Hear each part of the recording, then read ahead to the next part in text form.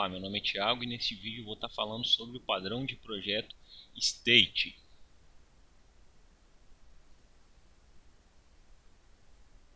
Bom, para estar fazendo esse vídeo eu utilizei este livro que eu estou mostrando aí na tela. Quem quiser estar procurando mais sobre este padrão pode estar procurando aí esse livro aí. Pode estar buscando este livro. Bom, qual é a intenção de estar utilizando este padrão? Este padrão ele permite o objeto alterar o seu comportamento quando o estado interno muda. Mas como assim estado interno muda? Bom, para entendermos isso, vamos ver a motivação que o livro nos passa. O livro ele passa para a gente a seguinte situação. Você vai ter uma TCP Connection e essa conexão TCP vai ter aí um método Open e um método Close. Nossa conexão pode estar em três estados. Ela pode estar estabelecida, ela pode estar sendo escutada ou pode estar fechada.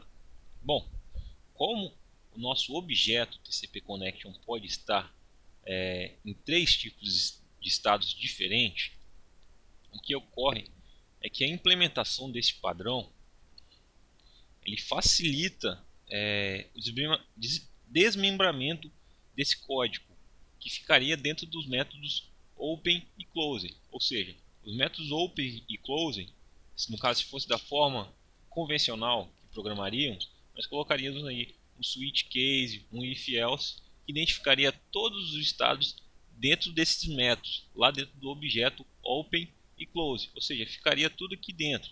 Dessa forma, utilizando o padrão, fica bem mais fragmentado, mais flexível, além de você conseguir aí adicionar novos estados. Nós também vamos ter aqui uma instância de state, uma instância do estado, ou seja, nosso objeto vai ter uma instância de uma interface estado e essa interface estados vai implementar os métodos da nossa TCP Connection e a partir daí nós vamos ter os estados concretos que implementam esses métodos. Os métodos da TCP Connection vão apenas chamar o método do estado, que é o que vai estar sendo passado na instância. Assim podendo chamar aí métodos diferentes, de forma diferente, dependendo do estado do objeto. Bom, aqui nós vamos ter a estrutura aí do nosso padrão. Como eu falei, nós vamos ter uma interface state que vai ser instanciada dentro do contexto, que esse contexto aqui é nada mais do que o nosso objeto aí principal aí que implementa aí, ou seja, o objeto que passa pelos estados. Vamos ter também os estados concretos aqui abaixo. Qual a aplicabilidade do padrão state? Quando nós podemos estar aplicando este padrão? Nós podemos estar utilizando ele aí quando o comportamento do objeto depende do seu estado, precisando mudar em tempo de execução, ou seja, em tempo de execução você muda o estado aí do seu objeto. Você pode estar implementando, fazendo essa troca aí em tempo de execução, ou seja, a troca do estado. E quando existe operações grandiosas de várias alternativas dependentes do estado do objeto, ou seja, é aquela questão do switch case if else, ou seja, você tem essa grande estrutura dependente do estado dentro do seu objeto. Você pode estar implementando aí o padrão state, ou seja, ele vai quebrar aí o seu código aí em diversos estados aí, tornando um código mais legível aí, mais flexível para futuras implementações aí de novos estados. As consequências de você estar utilizando o padrão state. O padrão state confina todo o comportamento associado ao estado dentro de um objeto, ou seja, na forma convencional vai ficar dentro de todos os comportamentos de cada estado ficam dentro do objeto principal, o objeto context lá. A consequência da implementação é que cada parte do código vai ficar em um objeto estado, ou seja, é que você trabalha com objetos estados. Isso facilita a criação de novos estados, porém torna o objeto menos compacto, ou seja, você não tem mais um objeto compacto, ou seja, você perde aquela coisa de você ter um objeto ali com tudo dentro.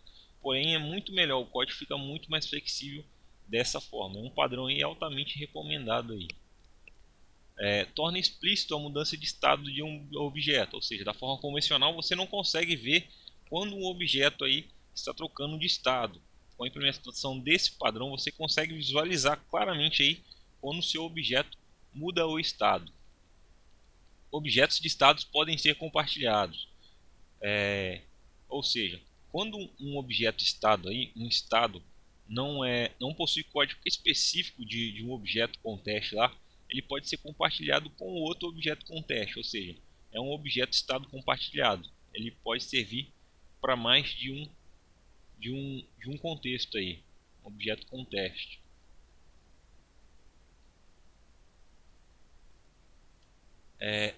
Algumas coisas sobre a implementação do state.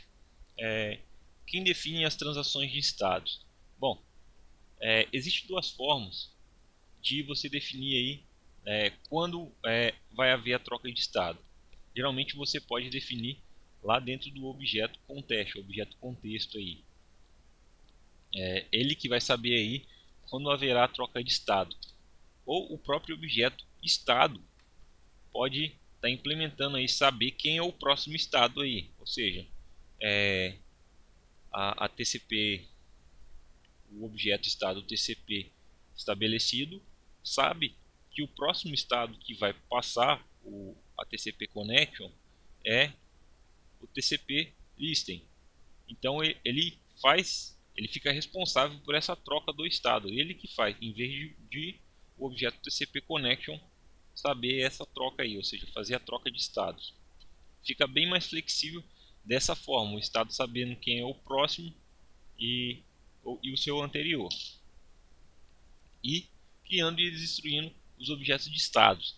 Existem duas formas aí de implementação aí.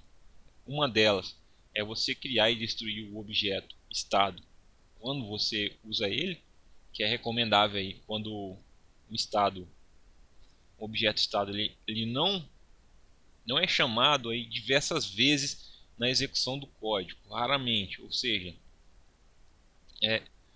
você não precisa ficar com ele aí na memória. Você chama ele, usa ele e destrói ele. Você não precisa dele guardado ali. Você não vai utilizar ele novamente.